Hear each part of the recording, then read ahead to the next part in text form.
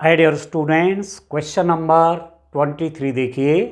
ये भी 5 मार्क्स का क्वेश्चन आता है लीनियर प्रोग्रामिंग से, रैखिक प्रोग्रामिंग, चैप्टर नंबर 12। एक 5 मार्क्स का क्वेश्चन वहाँ से आता ही आता है। और कितने क्वेश्चन हैं एक्सरसाइज में?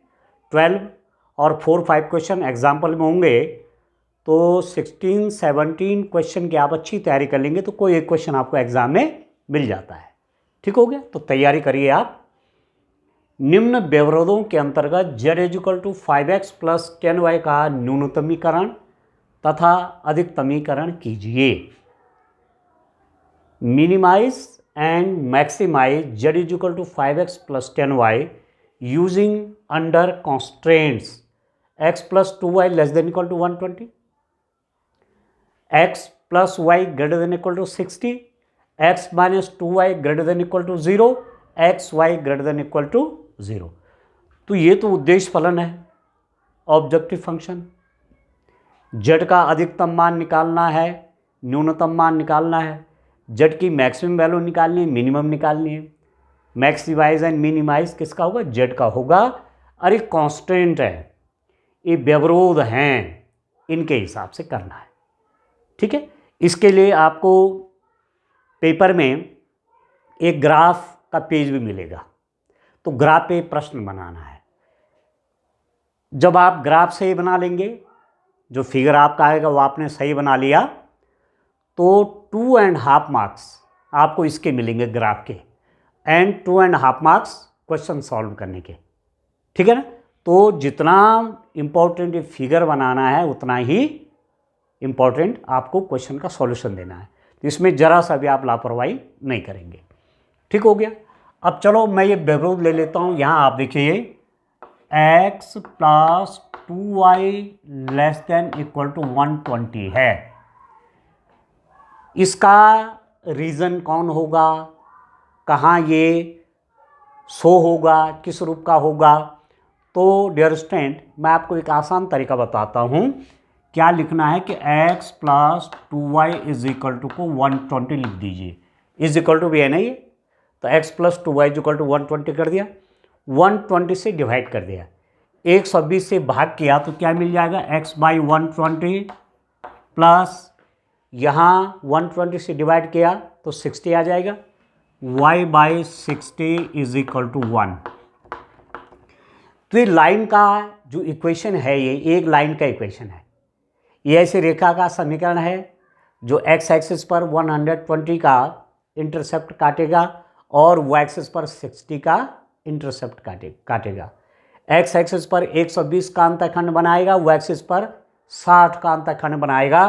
तो x पर 120 पहुँचे आप। देखो, अब मैं इस रूप में इसको देखता हूँ, 10, 20, 30, 40, 50, 60, 70, 80, 90, क्या कह रहा था मैं? ऐसा करते हैं, 10 के बनाते हैं। ठीक है ना? ग्राफ पेपर में आप एक बड़ा खाना 10 का ले लीजिए, 10, 20, 30, 40, 50, 60, 70, 80, 90, 100, 110, 120। ये जो x डैश है ना, इसको मैं थोड़ा ऊपर कर लेता हूँ, ये आ गया 120। तो ये वाला जो पॉइंट होगा, हमने क्या लिखा है इसको? 10, 20, 30, 40, 50, एक खाने को। ठीक है?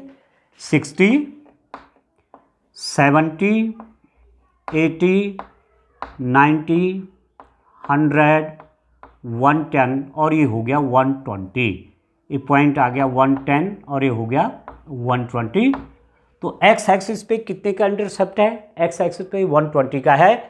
तो इस पॉइंट के कोऑर्डिनेट्स, माना मैंने इस पॉइंट को a कह दिया, तो ये हो गया 120, 0, क्योंकि x एक्सिस पे पॉइंट है।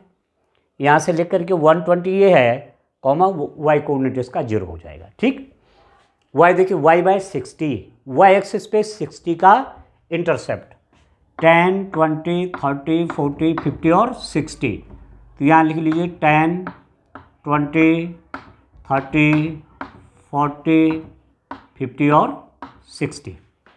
ग्राफ पेपर पे एक बड़ा बड़ा खाना, एक खाना 10 का, दूसरा 20, 30, 40, 50, 60, ये पॉइंट लिख दिया डियर स्टूडेंट मैंने बी, और ये वाला पॉइंट, तो बी के कोऑर्डिनेट हो जाएंगे 0,60, 0,60, क्योंकि वाई एक्सिस पे पॉइंट, वाई एक्सिस पे पॉइंट है, तो वाई एक्सिस पे पॉइंट है तो एक्स कोऑर्डिनेट 0, वाई कोऑर्डिनेट 60। अब इन दोनों पॉइंट्स को मैं स्केल की मदद से मिला दूंगा, ठीक है। स्केल रखना अपनी ज्योमेट्री बॉक्स में, इन दोनों पॉइंट्स को मैं स्केल की हेल्प से मिला रहा हूं। आप देखिए,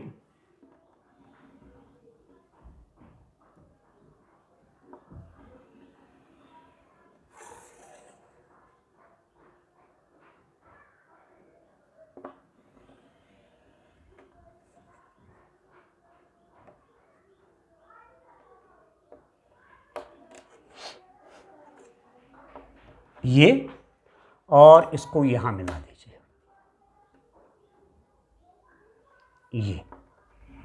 ये पहली लाइन आ गया आपके पास, ये वाली, ये फर्स्ट लाइन आ गई।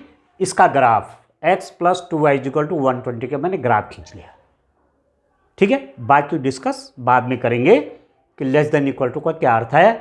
तो इसी के ऊपर, इसी लाइन के ऊपर मैंने लिख दिया, यहीं लिख देना चाहिए, मेरे पास जगह कम है, आप ग्राफ में ही लाइन के ऊपर ही इक्वेशन लिख देंगे।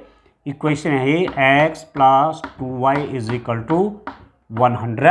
120, x + 2y = 120 की लाइन है, आप यही लिख देना है। इसको थोड़ा और आगे बढ़ा करके x + 2y = 120।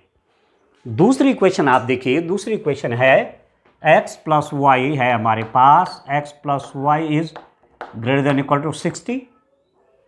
तो मैं क्या ले रहा हूं, x + y = 60, मैं लाइन का इक्वेशन ले रहा हूं और क्या कर रहा हूं, 60 से इसको डिवाइड कर लेता हूं, तो x/60 + y/60 = 1। इसका मतलब ये हुआ कि इस लाइन ने x एक्सिस पर 60 का इंटरसेप्ट बनाया और y एक्सिस पर 60 का इंटरसेप्ट बनाया। इस रेखा ने x एक्सिस पर 60 का अंतःखंड बनाया, y एक्सिस पर भी 60 का अंतःखंड बनाया। तो x = 60 वाला पॉइंट कहाँ पर है, 10, 20, 30, 40, 50 और 60, ये पॉइंट है। ये b लिख दिया मैंने, ये पॉइंट मैं c लिख लेता हूँ, 60,0। और दूसरा है y एक्सिस पर 60 का इंटरसेप्ट, ये तो है, ये तो पॉइंट ऑलरेडी 60 वाला यहाँ पर है, जो b पॉइंट है 0,60। अब इसको और इसको मिला देते हैं, ठीक हो गया। ऐसे इसको मैंने इससे मिला दिया है। आप देखो ध्यान से, स्केल की मदद से एग्जाम में आपको स्केल रखना, अपनी पेंसिल आदि रखनी है आपने।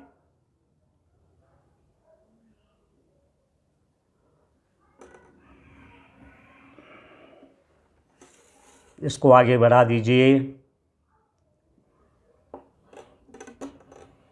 ये ठीक है, और आगे चाहे बढ़ा दो, कोई दिक्कत नहीं, मेरे पास स्पेस थोड़ा कम लग रहा है, ये ठीक है, ये हो गया और ये चला गया, और आगे इसको बढ़ा दीजिए यहाँ से, ये है ये लाइन, ये ठीक है। इसका इक्वेशन क्या है, यही लिखना आपने, ठीक है। ये है ना वो लाइन, ये वाली, ये है वो, तो इसका इक्वेशन आप यही लिख देंगे, पहचानने के लिए मेरी कौन सी इक्वेशन है ये, तो मैं यहाँ लिख दे रहा हूँ इसको, यहाँ पर इसका इक्वेशन है x + y = 60,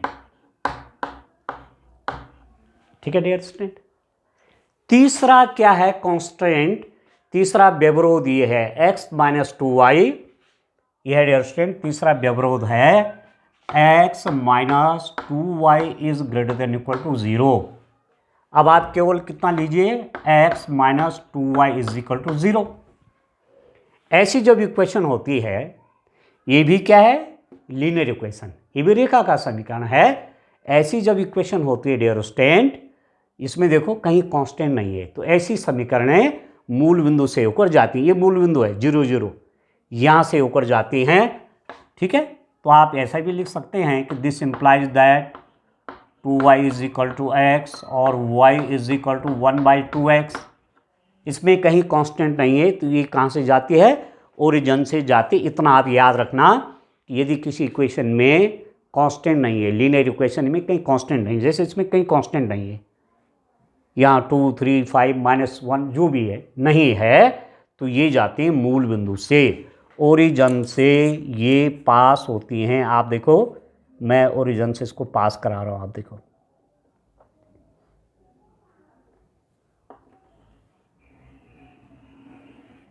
इसको देखिए, और आगे बढ़ा दिया मैंने इसको। स्पष्ट दिखनी चाहिए लाइन, और लाइन के ऊपर भी लिख देना चाहिए कौन सी इक्वेशन है। ये वाली हो गई। और ये जो इक्वेशन है ये है x - 2y is equal to 0, तो ऐसा लिख दिया मैंने, देखो x - 2y is equal to 0। ठीक हो गया। अब यहां देखो और भी व्यवहार होता है, x is equal to 0, x is equal to 0 मतलब y एक्सिस। ठीक है ना, x greater than equal to 0, तो मैं यदि x इज इक्वल टू 0 ले लूंगा तो x is equal to 0 means y axis. ठीक है, y is greater than equal to 0, तो y इज इक्वल टू 0 मतलब y इज इक्वल टू 0 मतलब x एक्सिस। ठीक है, अब लाइनें तो आपने खींच ली, x एक्सिस भी खींची हुई है, y भी खींची हुई है, तीनों जो लाइनें आ गई। अब बात ये होती है कि कौन कितने क्षेत्र को रिप्रेजेंट कर रहा है। ठीक है, किसका ग्राफ किस रूप में आ रहा है, आपने क्लास 11th में भी ऐसा पढ़ा हुआ है। तो आप देखो डियर स्टूडेंट, इस इक्वेशन को देखते हैं।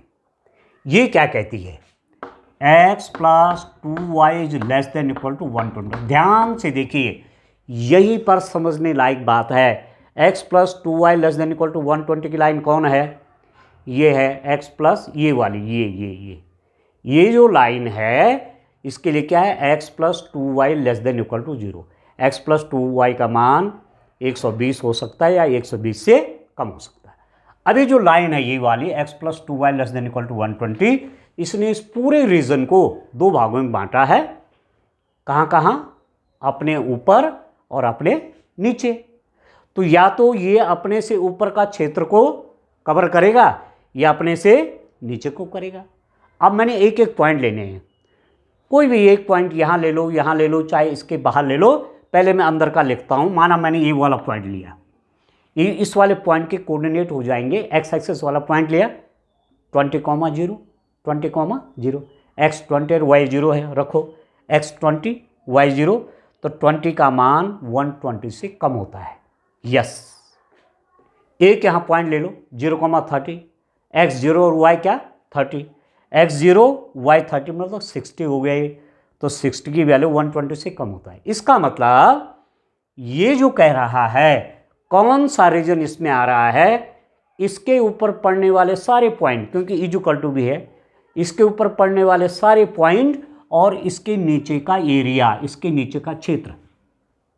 क्योंकि इसके ऊपर जो पॉइंट है, माना मैंने एक पॉइंट यहाँ ले लिया 60 ऊपर 70, 0,70, तो x 0 y 70 कितना हो गया 140, 140 का मान 120 से कम नहीं होता। इसका मतलब क्या कह रहा है, x + 2y less than equal to 120 क्या कह रहा है, इस लाइन के ऊपर पड़ने वाले सारे पॉइंट और इसके नीचे का पूरा क्षेत्र, ऐसे सब ये पूरा ये एरिया कवर करेगा। ठीक, दूसरा देखिए, दूसरा मेरे पास क्या है कि x + y is greater than equal to 60। x + y is equal to 60 की लाइन कौन है, ये है, ये वाली x + y is equal to 60 की लाइन है। और x + y का मान 60 से बड़ा होना चाहिए, 60 के बराबर। 60 के बराबर मतलब इस लाइन के ऊपर पड़ने वाले सारे पॉइंट और ग्रेटर देन 60। अब देखो दो पॉइंट ले लो, इस लाइन ने भी इस पूरे रीजन को दो भागों में बांटा, अपर रीजन और लोअर रीजन, अपने से ऊपर का क्षेत्र और अपने से नीचे का क्षेत्र। क्लियर हो गया। अब देखो इसके बाहर का मैं एक पॉइंट टेस्ट कर लेता हूँ। जैसे ये है 70 है, तो ये कितना, इससे कोऑर्डिनेट क्या हो जाएंगे 70,0, x 70 y 0। तो यहाँ रखूँगा x जगह पे 70, तो 70 + 0 70 हुआ, 70 का मान 60 से बड़ा होता है। इसका मतलब ठीक है, ये वाला पॉइंट इस रीजन में, इसके रीजन में आ रहा है। एक मैं यहाँ ले लूँ, माना इसके अंदर वाला पॉइंट, ये है ना इक्वेशन, ये इसके अंदर वाला पॉइंट क्या हो जाएगा 0,40। अब यहाँ रखो 0,40, 40 की वैल्यू 60 से बड़ी, ठीक है ना। कौन सा वाला कह रहा हूँ, x + y का मान, हाँ x + y का मान 60 से बड़ा होना चाहिए। x = 0, y = 40 है, तो 40 का मान 60 से बड़ा नहीं होता। इसका मतलब इसके अंदर की बात नहीं आ रही है। जो रीज़न कवर आ रहा है, या माना मैं एक पॉइंट x एक्सिस पे भी देख लूँ 30,0, x 30 है, 30 का मान 60 से बड़ा नहीं होता। इसका मतलब इसका जो ग्राफ होगा किसका, x + y का मान 60 या 60 से बड़ा, ये अंदर का नहीं कहेगा, क्योंकि अंदर का मैं कोई भी पॉइंट ले लूँगा इसको सेटिस्फाई नहीं कर रहा है। जैसे मैंने इसके बाहर का एक पॉइंट लिया, ये 70 वाला इसको कवर कर रहा है। इसके बाहर का एक पॉइंट 0,70 ले लो, ये वाला, तो 0 + 70, 70 का मान 60 से बड़ा। इसका मतलब ये कौन सा रीजन बना रहा है, ये वाला रीजन बना रहा है। ये बाहर अपने बाहर को ये बना रहा अपने बाहर, ऐसे जो भी है ऐसे। तो इस वाले का अंदर है और इस वाले का कहाँ है, बाहर है। ठीक, तीसरी बात जो है, अब मैं आता हूं डायरेक्शन इस पे, x - 2y, x - 2y is greater than equal to 0। ये कौन सा रीजन शो करता है, x - 2y is equal to 0, सारे बिंदु यहाँ होंगे, is equal to 0, greater than 0, तो सारे बिंदु इस पे पड़ेंगे x - 2y is equal to 0 पे। अब ग्रेटर देन कहाँ आएगा, तो ऐसा इसको देखो, ये जो लाइन है इस पूरे रीजन को 2 पार्ट्स में डिवाइड कर रहा है, अपने नीचे और अपने ऊपर। तो एक पॉइंट यहाँ देख लो, एक पॉइंट ऊपर देख लो। एक पॉइंट यहाँ देख लेता हूँ, माना ये 0,40 या 0,50 ये वाला, तो 0,50 रखेंगे, तो 0 - 100, -100 की वैल्यू 0 से बड़ी नहीं होती है। इसका मतलब ये ऊपर का रीजन को सेटिस्फाई नहीं करता। इसको देख लो, 0,20 रखो, y20, तो -40 का मान 0 से बड़ा नहीं होता। अब एक पॉइंट नीचे देख लो, माना मैंने एक पॉइंट रख दिया, कौन सा वाला, ये वाला 80,0 वाला, x 80 का मान 0 से बड़ा है, करेक्ट। तो इसका मतलब इसके नीचे का क्षेत्र कवर आएगा, पूरा इसके नीचे का क्षेत्र।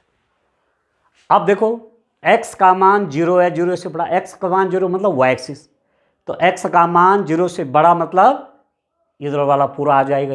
इस पूरे रीजन में x का मान 0 से बड़ा होता है, ठीक है, ये है ना, x is greater than equal to 0, x is equal to 0 मतलब y एक्सिस, और x का मान 0 से बड़ा मतलब इधर, ऐसा तो होता है, x बड़ा होता है ना, x 0 से बड़ा इधर तो जाएगा।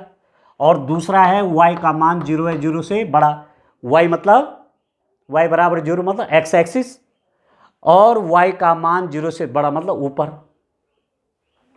तो क्या रीजन, कौन सा कॉमन रीजन आ रहा है, इतने इनइक्वलिटीज में, इतने कांस्टेंट में कॉमन रीजन कौन है।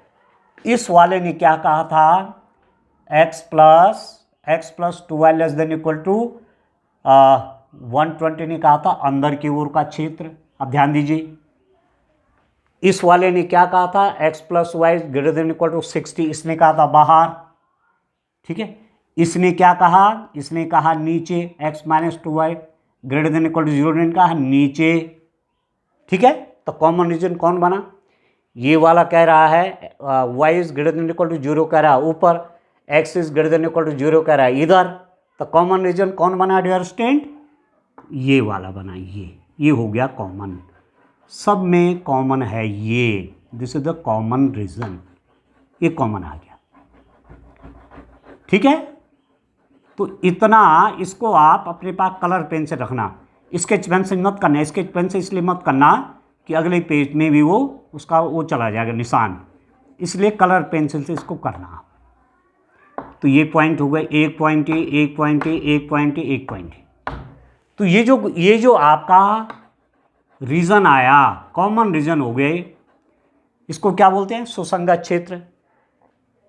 ये सी है, ये ए है, माना मैं इस पॉइंट को लिख देता हूं, ठीक है, डी, और इसको लिख देता हूं मैं माना ई, ठीक है। अब बात ये आती है कि ये जो रीजन है ये कैसा है? बाउंडेड है और कॉन्वेक्स है, ठीक है। ये जो सुसंगत क्षेत्र है, विजिबल रीजन है, ये परिबद्ध है और क्या है? उत्तल बहुभुज है, ठीक है ना, उत्तल बहुभुज है। तो z का अधिकतम और न्यूनतम मान इसके शीर्षों पर पड़ेगा, या तो यहाँ पड़ेगा, या यहाँ पड़ेगा, या यहाँ पड़ेगा, यहाँ पड़ेगा। अब मुझे d की वैल्यू चाहिए, d की चाहिए और e की चाहिए, ये कोऑर्डिनेट चाहिए d और e की। तो इतना आपने फिगर बना लिया तो आपका 2.5 मार्क्स आ गया। तो अब मैं d और e की वैल्यू निकाल लेता हूँ डियर स्टूडेंट। आप देखो मेरे पास ये जो d पॉइंट आया, d पॉइंट किस किस का इंटरसेक्शन है? इसका और इसका।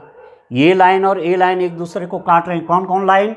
एक तो x माइनस 2y बराबर 0 की है, और दूसरी ये वाली, ऐसा भी ये वाली मतलब x plus y is equal to 60। Solve करना है तो घटा दीजिए, सब्ट्रैक्टिंग मतलब घटाने पर, तो नीचे के साइन चेंज हो जाएंगे, माइनस माइनस माइनस, ये कट गया, ये हो गया minus 3y is equal to minus 60। तो y is equal to 20, y is equal to कितना होगा? 20। y की वैल्यू कितनी होगी? 20 होगी dear student. y is equal to 20 हो गया तो यहाँ रख लीजिए x माइनस 2y 0 है ना, तो x is equal to 2y, तो y रख दो 20, तो 40 हो जाएगा। x 40 और y 20 है, तो ये वाला पॉइंट हो गया 40,20 डी पॉइंट। और ई पॉइंट का कोऑर्डिनेट देखो, ई पॉइंट जो है ये किस किस लाइन का इंटरसेक्शन है? ये लाइन और ये लाइन आपस में एक दूसरे को काट रहे हैं। तो मैं इन दो लाइन को सॉल्व कर लेता हूं, इन दो समीकरणों को सॉल्व करता हूं, मेरे पास एक्स वाई का मान आ जाएगा। एक समीकरण तो मेरे पास क्या है? x माइनस 2y बराबर 0, और दूसरी कौन सी है? ये वाली, ये देखो ई पॉइंट, इसके और इसके इंटरसेक्शन, और ये लाइन क्या है? x plus 2y is equal to 120। इसीलिए हमने इनके ऊपर इक्वेशंस लिख दिए हैं, आसान हो जाएगा जानने के लिए। अब इनको सॉल्व करो, ऐड कर लो, एडिंग जोड़ने पर तो 2y माइनस 2y से कट जाएगा, x 2x हो जाएगा 120, तो x इज इक्वल टू कितना हो गया? 60। x की वैल्यू कितनी होगी? 60 होगी। इस समीकरण में रख दो, तो 60 माइनस 2y बराबर 0, तो y बराबर x, ठीक है, इसको देखो x क्या है? 60 है ना, तो इसको देखो 60 minus 2y is equal to 0, तो 2y इज इक्वल टू 60 है, तो y इज इक्वल टू कितना हो गया? 30। तो x 60 है और y 30 है, तो e के कोऑर्डिनेट हो जाएंगे, x 60 है और y कितना हो गया? 30 हो गया। तो मेरे पास डियर स्टूडेंट यहाँ पर सब पॉइंट आ गए। अब आसानी से मैं इस क्वेश्चन को सॉल्व कर सकूंगा। अब आप देखो, यहाँ देखिए, पहले मैंने क्या लिखना है, कुछ लैंग्वेज भी लिखते हैं इसमें। क्या लिखते हैं लैंग्वेज? आप देखो, एक तो ये परिबद्ध है, परिबद्ध मतलब इसकी बाउंड्री है, देखो ये बाउंड्री है इसकी, ये बाउंड्री, बाउंड्री, बाउंड्री और बाउंड्री, नाम क्या हो जाएगा? ACDE। आप लिखो, सुसंगत क्षेत्र बोलते हैं उसको, फिजिबल रीजन, सुसंगत क्षेत्र, उसका नाम लिख लेते हैं, नाम है ACDE, सुसंगत क्षेत्र ACDE एक परिबद्ध क्षेत्र है, एक परिबद्ध क्षेत्र है। अपरिबद्ध कौन होता है? जिसकी बाउंड्री नहीं होती, इसकी चारों बाउंड्रियां देखो, अपरिबद्ध क्षेत्र है और यह एक उत्तल बहुभुज है। यह एक उत्तल बहुभुज है। ठीक है, आपका फिगर ठीक बन गया तो एग्जामिनर यहीं से देख के जान जाएंगे कि इस स्टूडेंट ने फिगर तो बिल्कुल फिट बनाया, तो 2.5 मार्क्स तो यही मिल जाएंगे। अब लैंग्वेज और सॉल्यूशन करना है।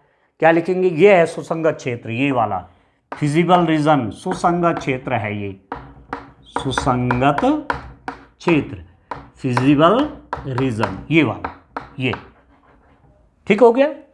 कैसा है ये? परिबद्ध है तथा एक उत्तल बहुभुज है। ठीक हो गया। तो z का अधिकतम व न्यूनतम मान इसके शीर्षों पर पड़ेगा। बस इतना लिख देना आपने, इसके शीर्षों पर पड़ेगा। ठीक है ना? इसी का करना है ना, अधिकतमीकरण, न्यूनतमीकरण, मैक्सिमाइजेशन, मिनिमाइजेशन, इसी करना है। ठीक है, तो वो कहाँ पड़ेगा? जेड की मैक्सिमम मिनिमम वैल्यू कहाँ पड़ेगी? इन वर्टेक्स पे पड़ेगी, इन शीर्षों पर पड़ेगी। तो ये लैंग्वेज डायरेक्शन लिखना बहुत जरूरी है। अब मैं टेबल बनाता हूँ, आप देखो। अब मैं टेबल यहाँ पर फॉर्म कर लेता हूँ। ठीक है, अब टेबल आप देखो, 5 मार्क्स का क्वेश्चन है डियर स्टूडेंट। यहां लिख दीजिए आप शीर्ष, वर्टिसेस, शीर्ष, वर्टिसेस,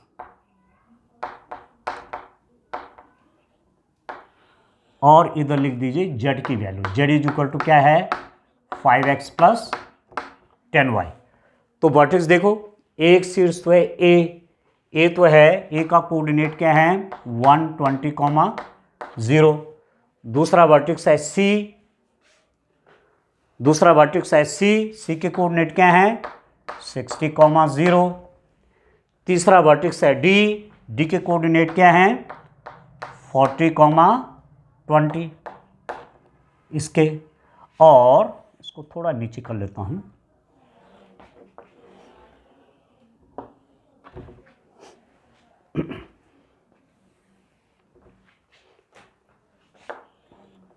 और ये है ई, इसके कोऑर्डिनेट हैं 60,30।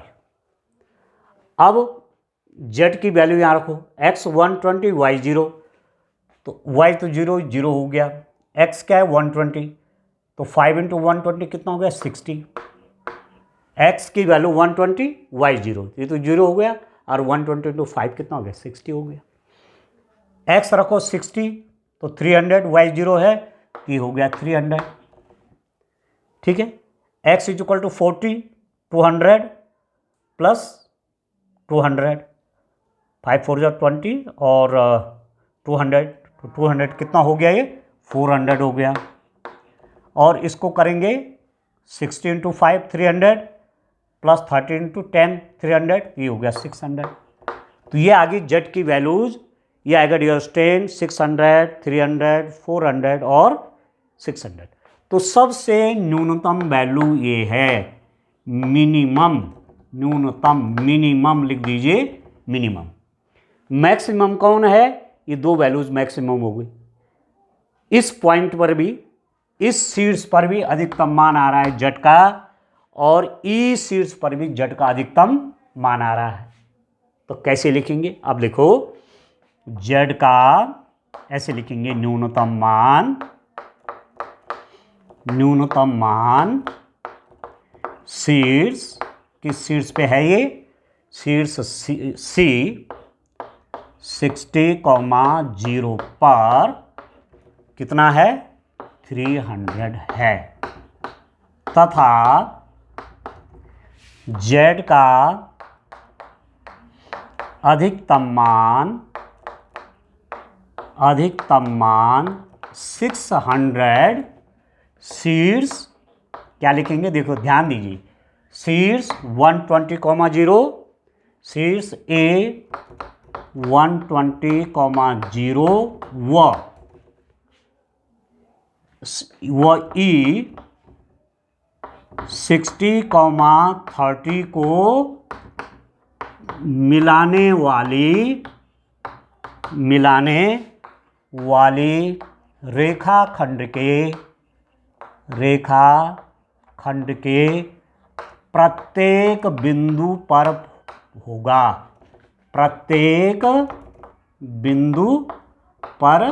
होगा।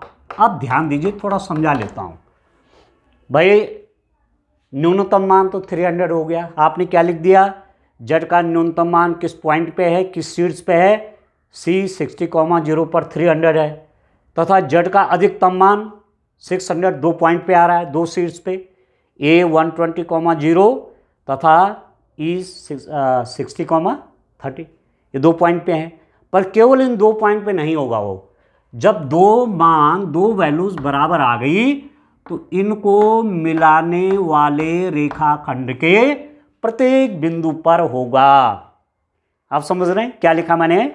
जेड का अधिकतम मान 600, शीर्ष 120,0 व शीर्ष E 60,30 को मिलाने वाली रेखाखंड के प्रत्येक बिंदु पर होगा। मतलब 600 यहाँ भी आया, यहाँ भी आया, पर इतना आंसर नहीं है। क्या है, कहाँ कहाँ पड़ेगा 600?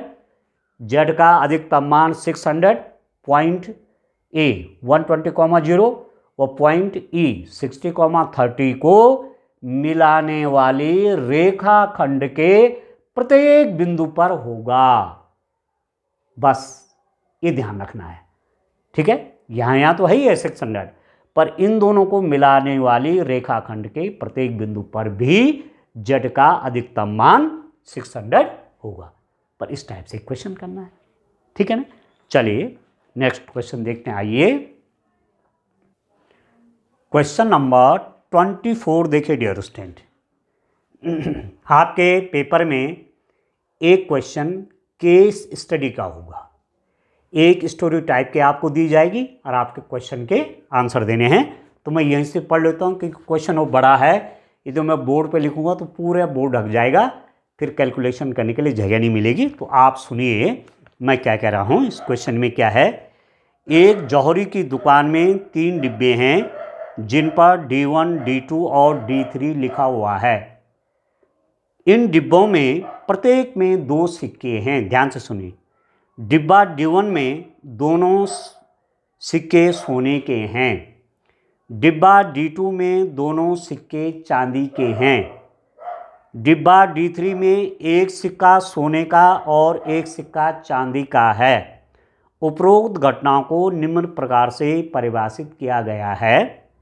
ए, सोने का सिक्का डिब्बा D1 का है। बी, सोने का सिक्का डिब्बा D2 का है। सी, सोने का सिक्का डिब्बा D3 का है। अब इसी क्वेश्चन में आगे देखिए। स्पष्ट है कि घटनाएं ए, बी तथा सी परस्पर अपवर्जी एवं परिपूर्ण हैं। यदि घटना ई को सोने का सिक्का होने की घटना से परिभाषित किया जाए, ये क्वेश्चन में कंडीशन दी हुई है, तो उपरोक्त सूचनाओं के आधार पर निम्नलिखित प्रश्नों के उत्तर दीजिए।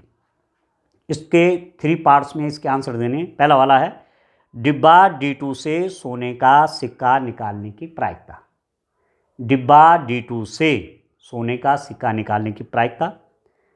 डिब्बा D3 से सोने का सिक्का निकालने की प्रायिकता क्या है, ये दूसरा क्वेश्चन है। इसका 3rd पार्ट है, एक व्यक्ति यादृच्छा एक डिब्बा चुनता है और उसमें से यादृच्छा एक सिक्का चुनता है। यदि सिक्का सोने का है तो इस बात की क्या प्रायिकता है कि डिब्बे में दूसरा सिक्का भी सोने का है। यह है क्वेश्चन, ठीक है। ठीक है डियर स्टूडेंट, तो 3 पार्ट्स में क्वेश्चन है। इंग्लिश मीडियम स्टूडेंट के लिए वो भी सुन लेंगे क्वेश्चन को। A jewellers shop has 3 boxes labeled D1, D2 and D3. Each of these boxes contains 2 coins. Box D1 contains both gold coins. Box D2 contains both silver coins and box D3 contains 1 gold and 1 silver coin. The above events are detailed as follows. A. The gold coin is from box D1. B event क्या है? The gold coin is from box D2. और C वाले क्या है? The gold coin is from box D3. It is clear that events A, B and C are mutually exclusive and complete. If event E is defined as the event of having a gold coin, then answer the following question based on the above information. First part है, what is the probability that box D2 draws a gold coin? Second वाला है, what is the probability that box D3 draws a gold coin? Third वाला part है इसका, a person chooses a box at random and takes out a coin from it at random. If the coin is gold, what is the probability that the other coin in the box is also gold? अब मैं थोड़ा सा ये question आपको दिखा लेता हूँ, बड़ा क्वेश्चन है इसलिए मैंने इसको बोर्ड पे नहीं लिखा, ये इसे आप देखिए, ये क्वेश्चन है 24, एक क्वेश्चन है डियर स्टूडेंट 24, इसको देखिए आप यहाँ, ये है क्वेश्चन पूरा, पहले आप हिंदी मीडियम के स्टूडेंट के लिए दिखा रहा हूँ ये, ठीक है। तो इस क्वेश्चन को समझने के लिए पहले आप इसको नोट भी कर सकते हैं, वीडियो को आप पॉज कर लीजिएगा और इस क्वेश्चन को आप नोट कर लीजिएगा, ठीक है, आपको स्पष्ट दिख जाएगा डियर स्टूडेंट ये। और इंग्लिश मीडियम के स्टूडेंट के लिए नीचे है, देखो यहाँ नीचे क्वेश्चन है आपका, जो बच्चे इंग्लिश में पढ़ रहे हैं, अंग्रेजी मीडियम जिनका है, इंग्लिश मीडियम जिनका है, उनके लिए क्वेश्चन मैं दिखा रहा हूँ। आप ऐसा करिए इस क्वेश्चन के लिए कि इसको पहले आप नोट कर लीजिएगा, वीडियो आपको दिखा रहा हूँ ना, वीडियो में सब आ जाएगा, तो इसको पहले आप पॉज कर लीजिएगा, पहले क्वेश्चन को वीडियो को पॉज करके क्वेश्चन को आप नोट कर लीजिएगा, ठीक है, और उसके बाद तब सॉल्यूशन आप देखेंगे, ठीक हो गया। तो चलिए हल करते हैं इसको, अब आइए डियर स्टूडेंट, तो बड़ा अच्छा क्वेश्चन है, केस स्टडी का क्वेश्चन है, लास्ट ईयर से मैथ्स में, क्लास 12th मैथ्स में एक क्वेश्चन केस स्टडी का भी है, तो इसको भी आपको ध्यान से देखना है। चलिए डियर स्टूडेंट, इस क्वेश्चन को आप देखिए, जौहरी की कोई दुकान है, सुनार कहते हैं ना, ठीक है, जिनकी सोने की दुकान है, तो वहाँ 3 डिब्बे हैं, एक डिब्बे पे D1 लिखा हुआ है, एक डिब्बे पे D2 लिखा हुआ है, एक डिब्बे पे D3 लिखा हुआ है। क्वेश्चन को आप ध्यान से समझिए, डिब्बा D1 जो है उस पर दोनों सिक्के, अब दो सिक्के हैं तीनों पे, D1 डिब्बे के अंदर भी 2 सिक्के हैं, D2 के अंदर भी 2 सिक्के हैं, डिब्बा D3 के अंदर भी 2 सिक्के हैं। जो डिब्बा D1 है उस पर 2 सोने के सिक्के हैं, जो डिब्बा D2 है उस पर दोनों चांदी के सिक्के हैं, और जो डिब्बा D3 है उस पर एक सोने का सिक्का और एक चांदी का सिक्का है, ठीक है। और ये भी आपको दिया है कि इन डिब्बों में से सोने का सिक्का निकलना, क्वेश्चन है सोने का सिक्का निकलने की घटना को ई से दर्शाया गया है, ठीक है ना। तो क्वेश्चन आप समझ गए होंगे कि यहां पर देखो, अब हम क्या कर रहे हैं, डिब्बा D1, डिब्बा D2, डिब्बा D3, ए घटना को हम क्या दिखा रहे हैं, ए घटना। अब हमने 3 घटनाएं ले ली, डिब्बा क्या है, 3 डिब्बे हैं, इसमें 2 सोने के सिक्के हैं, इसमें 2 चांदी के सिक्के, इसमें 1 सोने और 1 चांदी का सिक्का है। तो एक घटना में ले रहा हूं कि सोने का सिक्का डिब्बा D1 का है, एक सिक्का निकाला जा रहा है ना, ठीक है। तो सोने का सिक्का डिब्बा D1 का है, तो उस घटना को ए से दिखा रहे हैं। सोने का सिक्का डिब्बा D2 का है, तो उस घटना को बी से दर्शा रहे हैं। सोने का सिक्का डिब्बा D3 का है, तो उस घटना को किससे दिखा रहे हैं, सी से। और एक चीज़ आपको और यहाँ पर कहा गया है कि घटना ई को इक्वेशन में ही दिया हुआ, ठीक है, घटना ई को सोने का सिक्का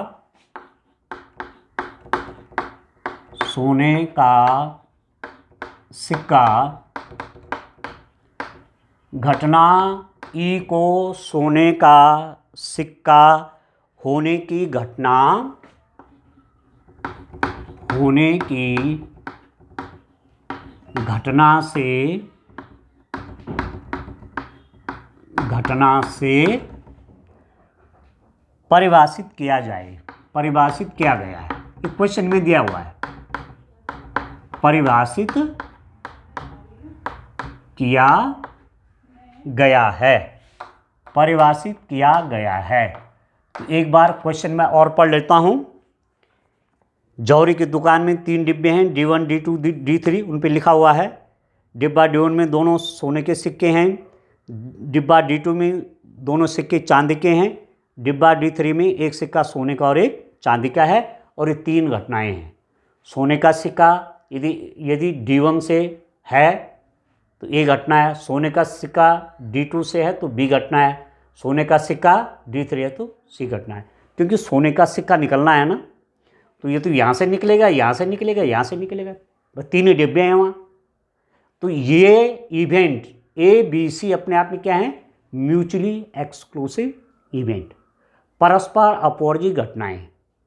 भैया तो डिब्बा D1 निकलेगा या D2 निकलेगा, D3 निकलेगा। यदि D1 से सोने का सिक्का निकल रहा है तो हम उसको ए से दर्शा रहे हैं। ये घटना क्या कर रही है? सोने का सिक्का डिब्बा D1 का है। बी क्या कह रहा है? सोने का सिक्का डिब्बा D2 का है। सी क्या कह रहा है? सोने का सिक्का डिब्बा D3 का है। ठीक हो गया? तो सोने का सिक्का निकलना है ना। आगे देखो, घटनाएं ABC परस्पर अपोर्जी होगी। अपोर्जी मतलब ये होगा तो ये नहीं होगा, ये होगा तो ये नहीं होगा। ठीक है? परस्पर अपोर्जी एवं परिपूर्ण। परिपूर्ण मतलब इन तीनों से घटना कंप्लीट हो जाती है। यदि घटना ई को सोने का सिक्का होने की घटना से परिभाषित किया जाए तो मतलब निकलना सोने का सिक्का है। तो सोने का सिक्का यहाँ का है तो ए घटना है, सोने का सिक्का यहाँ का तो बी घटना है, सोने का सिक्का यहाँ है तो सी घटना है। ठीक है? अब पहला प्रश्न क्या है? पहला प्रश्न कह रहे हैं, ठीक है ना, पहला प्रश्न कहाँ जा रहा है? डिब्बा D2 से सोने का सिक्का निकलने की प्रायिकता। ये प्रश्न है, डिब्बा D2 से सोने का सिक्का निकलने की प्रायिकता क्या है? निकलने की प्रायिकता क्या है? यह है पहला प्रश्न। निकलने की प्रायिकता क्या है? ये पहला प्रश्न है और ये वाला प्रश्न है 1 मार्क्स का, डियर स्टूडेंट। ठीक हो गया? अब मैं इसमें कुछ क्वेश्चन करने के लिए कुछ बातें और आपके सम्मुख कुछ और बातें करता हूं। देखिए सॉल्यूशन इस क्वेश्चन का कैसे बनाएंगे आप देखो। ABC जो घटनाएं हैं वो क्या हैं? ABC घटनाएं क्या दिखा रही हैं? डिब्बा D1, डिब्बा D2 और डिब्बा D3 के चयन को डिब्बा D1, डिब्बा D2 व डिब्बा D3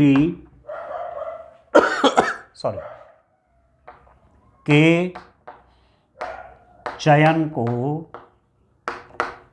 दर्शाते हैं।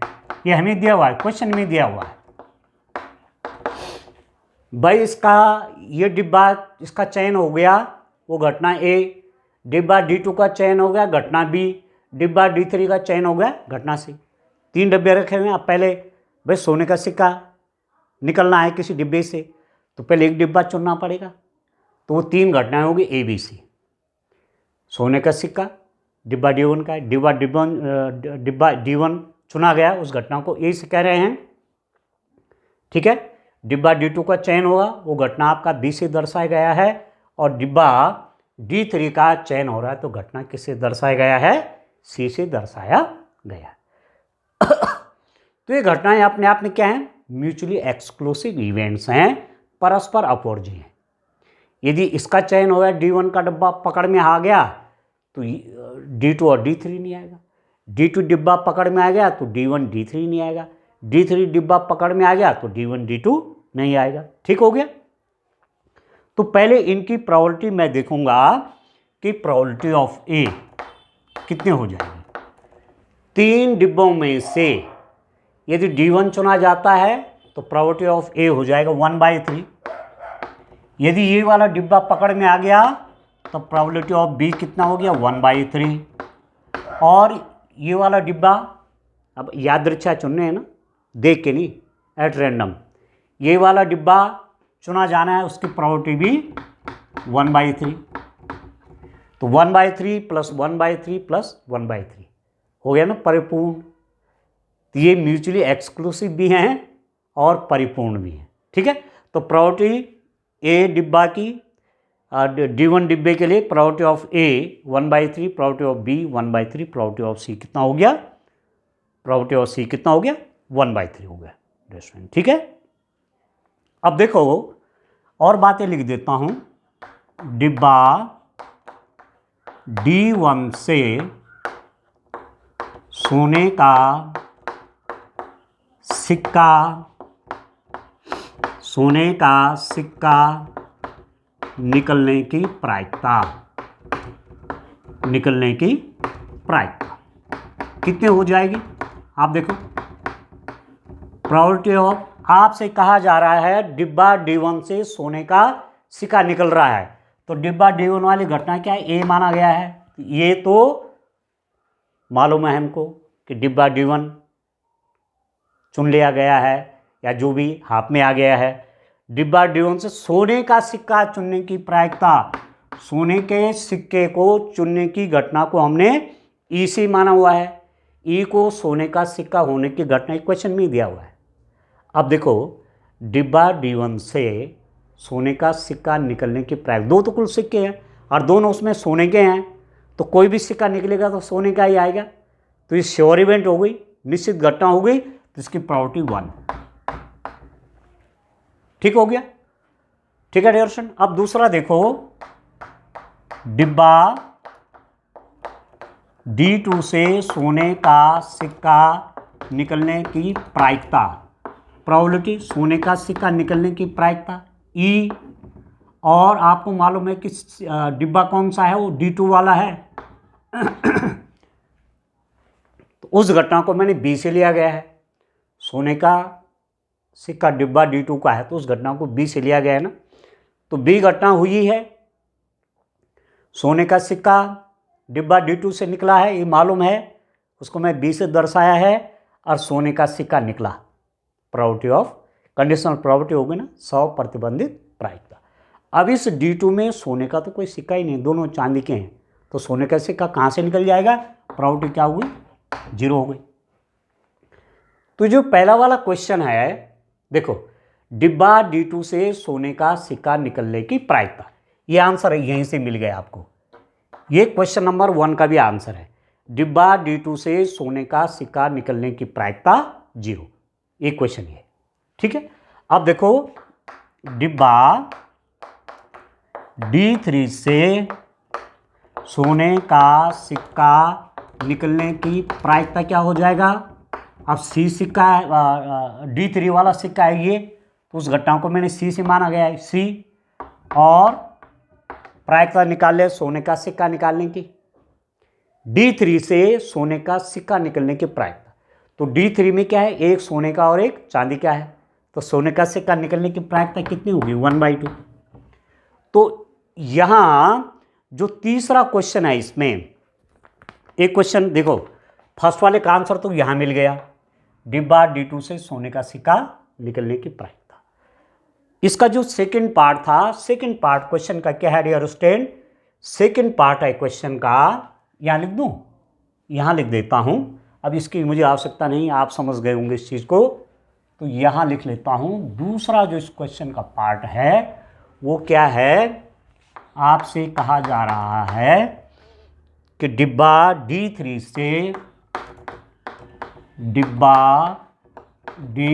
से सोने का सिक्का निकलने की प्रायिकता, सोने का सिक्का निकलने की प्रायिकता क्या है? सोने का सिक्का निकलने की प्रायिकता क्या है? ये सेकंड वाला पार्ट है क्वेश्चन का, 1 मार्क्स का है। अब यहां मैंने आंसर निकाला हुआ है। डिब्बा D3 से सोने का सिक्का निकलने की प्रायिकता इज इक्वल टू 1/2। इसका आंसर कितना हो गया? ये 1/2। ठीक है, अब इन तीनों चीजों को मैं यहां लिख लेता हूं। प्रोबेबिलिटी ऑफ E जब D1 से सिक्का निकला 1, प्रोबेबिलिटी ऑफ सोने का सिक्का निकलना है डिब्बा D2 से तो वो है 0, और सोने का सिक्का निकलने की प्रायिकता डिब्बा D3 से वो C है तो वो हो गया 1/2। इसकी मुझे आवश्यकता पड़ेगी। ठीक है, कब? क्योंकि इस क्वेश्चन का एक पार्ट और है, 2 पार्ट मैंने कर दिए, फर्स्ट वाला भी और सेकंड वाला भी, इसका थर्ड पार्ट है। आइए मैं उस क्वेश्चन को भी लिख लेता हूं। ठीक है, देखो डियर स्टूडेंट, इसका थर्ड वाला पार्ट देखो आप।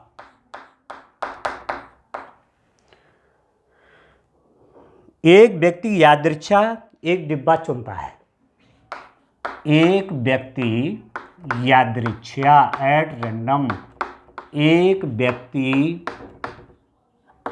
यादृच्छया एक डिब्बा चुनता है। एक डिब्बा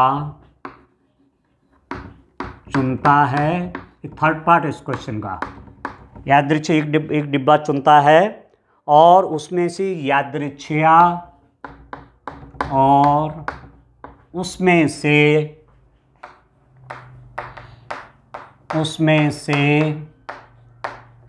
यादृच्छया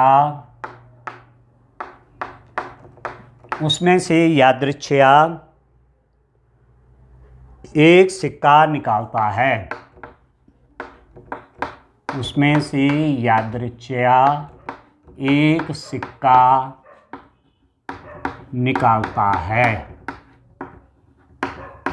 उसमें से यादृच्छा एक सिक्का निकालता है। यदि सिक्का सोने का है, यदि सिक्का सोने का है, यदि सिक्का सोने का है, यदि सिक्का सोने का है तो इस बात की क्या प्रायिकता है? तो इस बात की क्या प्रायिकता है? इस बात की क्या प्रायिकता है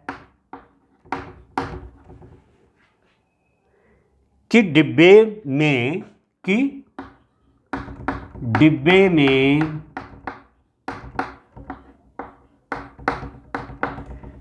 में दूसरा सिक्का भी, डिब्बे में दूसरा सिक्का भी सोने का है। अब ध्यान दीजिए, और ये वाला पार्ट है 3 मार्क्स का। फर्स्ट वाला 1 मार्क्स का था, सेकंड वाला भी 1 मार्क्स का था, और थर्ड वाला क्या है? ये आपका 3 मार्क्स का हो गया, 5 मार्क्स। अब आप देखो डियर स्टूडेंट, ये क्वेश्चन क्या कहता है। एक व्यक्ति यादृच्छा एक डिब्बा चुनता है, D1 D2 D3 में कोई यादृच्छा है बिना देखे, और उसमें यादृच्छा एक सिक्का निकालता है, बिना देखे सिक्का निकाल रहा है। यदि सिक्का सोने का, आप सोने का सिक्का निकल गया। ठीक, तो इस बात की क्या प्रायिकता, मतलब ये मालूम हो गया कि सिक्का जो निकला वो सोने का है। इस बात की क्या प्रायिकता है कि डिब्बे में दूसरा सिक्का भी सोने का है। अर्थात आप जान रहे हैं कि D1 जो डिब्बा है ना, उसमें दोनों सोने के सिक्के हैं। D2 डिब्बे में दोनों चांदी के हैं, और D3 में एक सोने और एक चांदी का है। तो यादृच्छा एक सिक्का निकला वो क्या है? सोने का है। तो प्रोबेबिलिटी निकालनी है कि ये सिक्का उस डिब्बे से निकला, ठीक है, जिसमें 2 सोने के सिक्के थे। इस बात की क्या प्रायिकता कि डिब्बे में दूसरा सिक्का भी सोने का है। समझ में आ रहा है? तो क्या हो गया, ये बेस थ्योरम से लगाया जाएगा इनवर्स प्रोबेबिलिटी। ये मालूम चल गया है कि सिक्का सोने का निकला है। अब प्रायिकता ज्ञात करनी है कि वो D1 डिब्बे का है। D1 डिब्बे का मैं क्यों कह रहा हूं? क्योंकि डिब्बे में दूसरा सिक्का भी सोने का है, जिसका मतलब डिब्बा D1 का है। तो D1 डिब्बा निकलने की प्रायिकता, जबकि उससे सोने का सिक्का निकला, ये मतलब है। ठीक है, तो इसका जब आप सॉल्यूशन करेंगे तो क्या प्रोबेबिलिटी चाहिए, आप देखो ध्यान से। ए पर मैं इसका सॉल्यूशन लिख लेता हूं। देखो,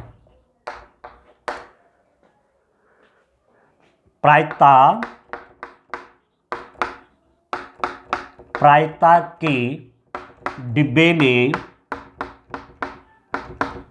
में दूसरा सिक्का, डिब्बे में दूसरा सिक्का भी सोने का है, अर्थात सोने का है, अर्थात डिब्बा D1 चुनने की प्रायिकता, ये तो हुआ डिब्बा D1 चुनने की प्रायिकता।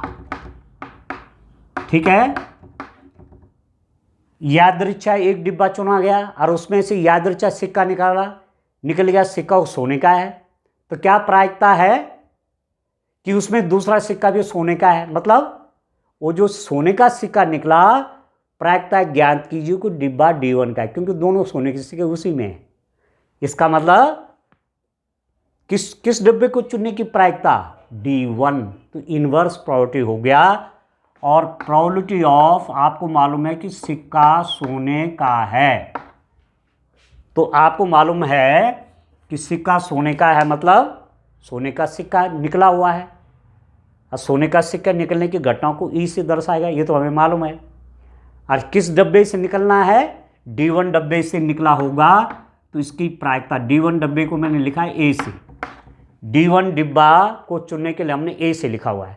तो प्रोबेबिलिटी, कंडीशनल प्रोबेबिलिटी ऑफ ए निकालना है, तो ये निकलेगा डियर स्टूडेंट बेस थ्योरम से निकलेगा। किससे निकलेगा? बेस थ्योरम से इसको हमको निकालना है। इसको समझ गए ना? मालूम है कि सिक्का कौन सा निकला? सोने का। प्रायिकता ज्ञात करने की डिब्बा D1 से निकला, तो प्रोबेबिलिटी ऑफ डिब्बा D1 से जो सोने का सिक्का निकला, उस घटना को हमने ए से दर्शा रखा है। तो कौन सा डिब्बा चुना गया है? पहला वाला D1, तो इसकी प्रायिकता चाहिए। ठीक है, तो चलिए अब बेस थ्योरम लगाता हूं। बेस थ्योरम से इसको डियर स्टूडेंट सॉल्व कर देता हूं, थर्ड वाला पार्ट इसका। ठीक है, तो बेस थ्योरम का भी क्वेश्चन, अभी जो केस स्टडी का क्वेश्चन है, ये डियर स्टूडेंट बेस थ्योरम से रिलेटेड है ये पार्ट। तो आप देखो, देखिए इसकी प्रोबेबिलिटी चाहिए, किसकी? इसकी प्रोबेबिलिटी चाहिए। अब बेस थ्योरम लगा लीजिए, क्या है? Probability of A into probability of, ऐसा आएगा ना? ठीक है, आप तो जानते हैं बेस थ्योरम में ऐसा तो होता है, डिवाइडेड बाय 3 घटनाएं हो रही ABC। तो पहला तो वो आ जाएगा probability of A into probability of E, ये plus probability of B into probability of ये, plus probability of C into probability of E, ये है तरीका बेस थ्योरम लगाने का। ठीक है ना? अब मेरे पास सब कुछ है। इसकी वैल्यू कितनी? 1/3, यहाँ देख रहे हैं, इसकी वैल्यू 1/3, PB की वैल्यू भी 1/3 और PC की वैल्यू भी 1/3, और P ये भी निकला हुआ है 1, ये निकला हुआ है 0, ये निकला हुआ है 1/3।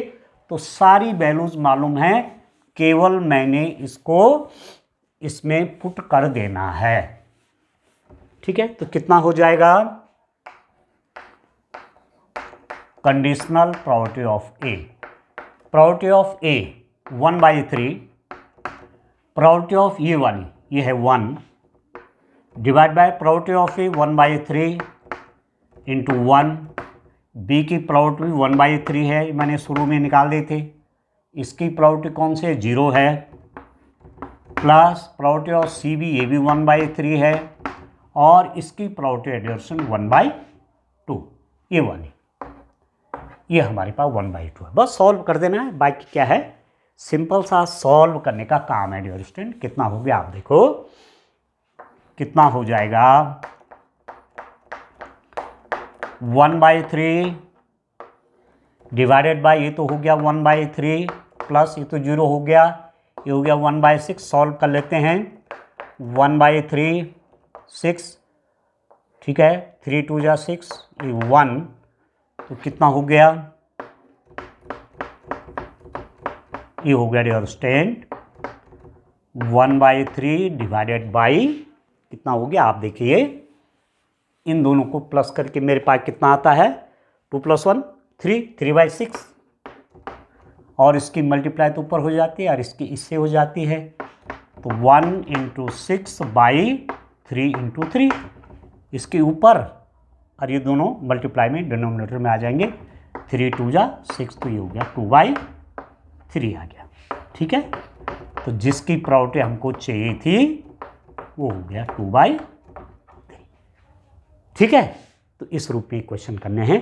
तो मैंने पूरा प्री बोर्ड का जो पेपर था 2025 का बना रखा स्टूडेंट के लिए, बोर्ड के पैटर्न के हिसाब से पूरा पेपर आपके लिए सॉल्व कर दिया है। एक बार आप अवश्य इसको देखें, एग्ज़ाम में आपको मदद मिलेगी, ठीक है डियर स्टूडेंट। तो बढ़िया सा आप तैयारी करिए, ठीक है। मैं आपके अच्छी परीक्षा के लिए, आप अच्छे से परीक्षा को उत्तीर्ण करें, अच्छे अंकों से उत्तीर्ण करें, ऐसी शुभकामनाएं आपको प्रेषित करता हूं। Thank you.